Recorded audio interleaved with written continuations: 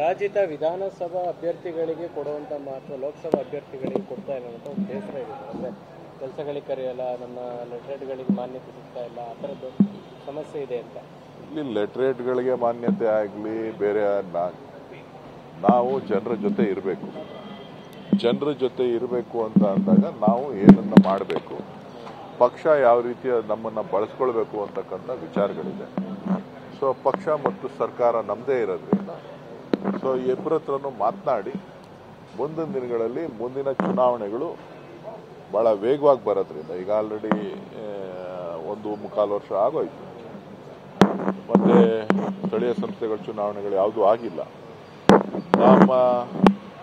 ನಮ್ಮನ್ನು ಕೂಡ ಜನ ಬಹಳಷ್ಟು ಮತಗಳ ಕೊಟ್ಟಿದ್ದಾರೆ, ಪಕ್ಷಕ್ಕೆ ಬೆಂಬಲ ಕೊಟ್ಟಿದ್ದಾರೆ. ಸೊ ಅವರ ರಕ್ಷಣೆಯನ್ನು ಮಾಡಬೇಕಾದ್ರೆ ಎಲ್ಲರನ್ನ ಜೊತೆಲಿ ತೆಗೆದುಕೊಂಡು ಹೋಗುವಂಥ ಜವಾಬ್ದಾರಿ ಪಕ್ಷದ ಮೇಲೆ ಮತ್ತು ಸರ್ಕಾರದ ಮೇಲೆ ಇರೋದ್ರಿಂದ ಸೊ ಆ ವಿಚಾರವನ್ನು ನಾವು ಇವತ್ತು ಚರ್ಚೆ ಮಾಡಿದ್ದೇವೆ. ಅದನ್ನು ಮುಂದಿನ ದಿನಗಳಲ್ಲಿ ಮುಖ್ಯಮಂತ್ರಿಗಳ ಹತ್ರ ತಿಳಿಸಿ ಅವರು ಯಾವ ಮಾರ್ಗದರ್ಶನವನ್ನು ಕೊಡ್ತಾರೆ ಅದರ ಮೇಲೆ ನಾವು ನಡೀತೇವೆ. Thank you.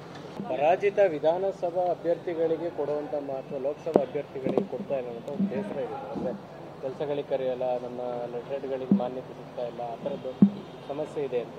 ಇಲ್ಲಿ ಲೆಟ್ರೇಟ್ಗಳಿಗೆ ಮಾನ್ಯತೆ ಆಗಲಿ ಬೇರೆ ನಾವು ಜನರ ಜೊತೆ ಇರಬೇಕು.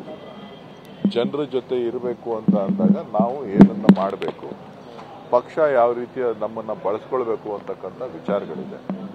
ಸೊ ಪಕ್ಷ ಮತ್ತು ಸರ್ಕಾರ ನಮ್ಮದೇ ಇರೋದ್ರಿಂದ ಸೊ ಇಬ್ಬರ ಹತ್ರನೂ ಮಾತನಾಡಿ ಮುಂದಿನ ದಿನಗಳಲ್ಲಿ ಮುಂದಿನ ಚುನಾವಣೆಗಳು ಭಾಳ ವೇಗವಾಗಿ ಬರೋದ್ರಿಂದ ಈಗ ಆಲ್ರೆಡಿ 1.25 ವರ್ಷ ಆಗೋಯ್ತು, ಮತ್ತು ಸ್ಥಳೀಯ ಸಂಸ್ಥೆಗಳ ಚುನಾವಣೆಗಳು ಯಾವುದೂ ಆಗಿಲ್ಲ. ನಮ್ಮನ್ನು ಕೂಡ ಜನ ಬಹಳಷ್ಟು ಮತಗಳ ಕೊಟ್ಟಿದ್ದಾರೆ, ಪಕ್ಷಕ್ಕೆ ಬೆಂಬಲ ಕೊಟ್ಟಿದ್ದಾರೆ. ಸೊ ಅವರ ರಕ್ಷಣೆಯನ್ನು ಮಾಡಬೇಕಾದ್ರೆ ಎಲ್ಲರನ್ನ ಜೊತೆಲಿ ತೆಗೆದುಕೊಂಡು ಹೋಗುವಂಥ ಜವಾಬ್ದಾರಿ ಪಕ್ಷದ ಮೇಲೆ ಮತ್ತು ಸರ್ಕಾರದ ಮೇಲೆ ಇರೋದ್ರಿಂದ ಸೊ ಆ ವಿಚಾರವನ್ನು ನಾವು ಇವತ್ತು ಚರ್ಚೆ ಮಾಡಿದ್ದೇವೆ.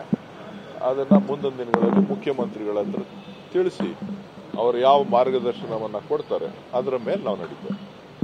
Thank you.